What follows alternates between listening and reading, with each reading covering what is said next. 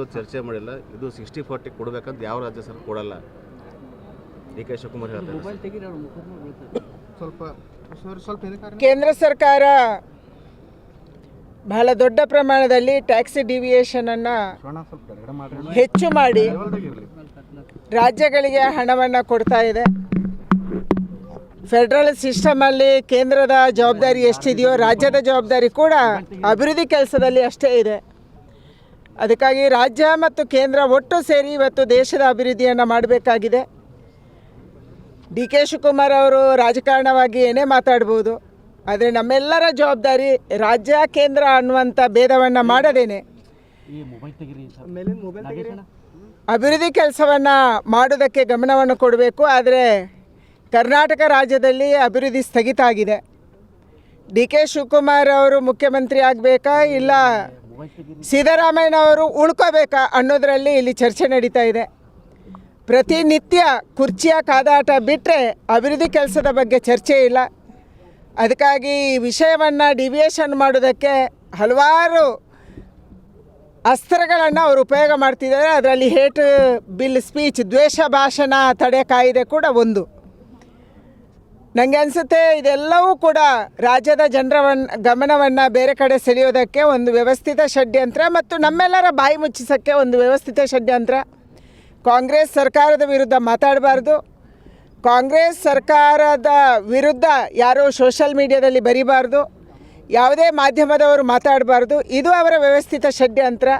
ಅದಕ್ಕಾಗಿ ಕಾಂಗ್ರೆಸ್ ಸರ್ಕಾರ ಇವತ್ತು ಎಲ್ಲ ರೀತಿಯಲ್ಲಿ ಫೇಲ್ಯೂರ್ ಆಗಿದೆ. ಅದನ್ನು ಅವರು ಎತ್ತಿ ತೋರಿಸ್ತಾ ಇದ್ದಾರೆ. ಕುರ್ಚಿ ಕಾದಾಟ ಮುಂದುವರೆದಿದೆ.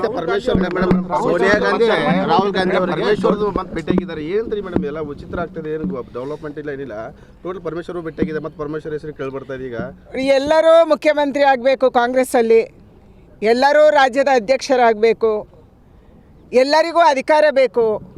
ಯಾರನ್ನು ಇಳಿಸಬೇಕು, ಯಾರನ್ನು ಉರುಳಿಸಬೇಕು, ಯಾರ ಕುರ್ಚಿ ಏರಬೇಕು, ಇದರ ಚರ್ಚೆ ಮಾತ್ರ ಕರ್ನಾಟಕದಲ್ಲಿ ನಡೀತಾ ಇರೋದು. ನೀವು ಬೆಳಗಾಮಲ್ಲಿ ಅಧಿವೇಶನ ಮಾಡಿದ್ರಿ, ಯಾವ ಪುರುಷಾರ್ಥಕ್ಕೆ? ಉತ್ತರ ಕರ್ನಾಟಕದ ಬಗ್ಗೆ ಚರ್ಚೆ ಮಾಡ್ತೀವಿ ಅಂತ ಅಂದ್ರಿ. ನೀವು ತಂದಿರೋದು ಹೇಟ್ ಬಿಲ್, ದ್ವೇಷ ಭಾಷಣದ ತಡೆ ಕಾಯಿದೆ. ಅದು ಬಿಟ್ಟರೆ ಏನು ಮಾಡಿದ್ರಿ? ಉತ್ತರ ಕರ್ನಾಟಕಕ್ಕೂ ನ್ಯಾಯ ಕೊಡಲ್ಲ, ಕರ್ನಾಟಕಕ್ಕೂ ನ್ಯಾಯ ಕೊಡಲ್ಲ, ಬೆಂಗಳೂರಿಗೂ ನ್ಯಾಯ ಕೊಡಲ್ಲ, ಯಾರಿಗೂ ನೀವು ನ್ಯಾಯ ಕೊಡಲ್ಲ. ಬರೀ ಕುರ್ಚಿ ಯಾರು ಉಳಿಸಬೇಕು ಅಳಿಸಬೇಕು ಇದನ್ನೇ ಚರ್ಚೆ ಮಾಡ್ತಾ ಇದ್ದೀರಿ. ಒಂದು ಕಡೆ ಪರಮೇಶ್ವರ್ ಅವರು ಮುಖ್ಯಮಂತ್ರಿ ಆಗಬೇಕು, ಇನ್ನೊಂದು ಕಡೆ ಖರ್ಗೆ ಅವರು ಆಗಬೇಕು, ಮತ್ತೊಂದು ಕಡೆ ಡಿ ಕೆ ಶಿವಕುಮಾರ್ ಆಗಬೇಕು, ಸಿದ್ದರಾಮಯ್ಯನವರು ಉಳಿಸ್ಕೋಬೇಕು. ರಾಹುಲ್ ಗಾಂಧಿ ಅವರು ಜರ್ಮನಿಗೆ ವಿಸಿಟ್ ಮಾಡಿದ್ದಾರೆ, ಅಲ್ಲಿ ಕೆಲವೊಂದು ಸ್ಪೀಚ್ ಮಾಡಿದ್ದಾರೆ. ಇಡಿ ಸಿಬಿಐನ ಬಿಜೆಪಿ ದುರ್ಬಳಕೆ ಮಾಡ್ಕೊಳ್ತಿದೆ ಅನ್ನೋ ಜರ್ಮನಿಯಲ್ಲಿ ಭಾಷಣ ಮಾಡ್ತಾ ಇದ್ದಾರೆ. ಅಲ್ಲಿ ಬಿಜೆಪಿ ಅವ್ರ ಮೇಲೆ ಕೇಸ್ ಇಲ್ಲ, ಅಪೋಸಿಷನ್ ಮೇಲೆ ಮಾತ್ರ ಕೇಸ್ ಇದೆ. ಕೆಲವೊಂದಿಷ್ಟು ವಿಚಾರಗಳನ್ನ ಜರ್ಮನಿಯಲ್ಲಿ ನನಗೆ ರಾಹುಲ್ ಗಾಂಧಿಯವರ ಮೇಲೆ ಅತ್ಯಂತ ಕನಿಕರ ಮೂಡ್ತಾ ಇದೆ. ಅಧಿವೇಶನದ ಸಂದರ್ಭದಲ್ಲಿ ಜರ್ಮನಿಗೆ ಭೇಟಿ ಕೊಟ್ಟು, ವಿದೇಶಗಳಿಗೆ ಭೇಟಿ ಕೊಟ್ಟು, ಪ್ರತಿ ಸಂದರ್ಭದಲ್ಲೂ ವಿದೇಶದಲ್ಲಿ ಭಾರತವನ್ನು ದೂಷಣೆ ಮಾಡುವಂಥ ಕೆಲಸವನ್ನು ಮಾಡ್ತಾ ಇದ್ದಾರೆ.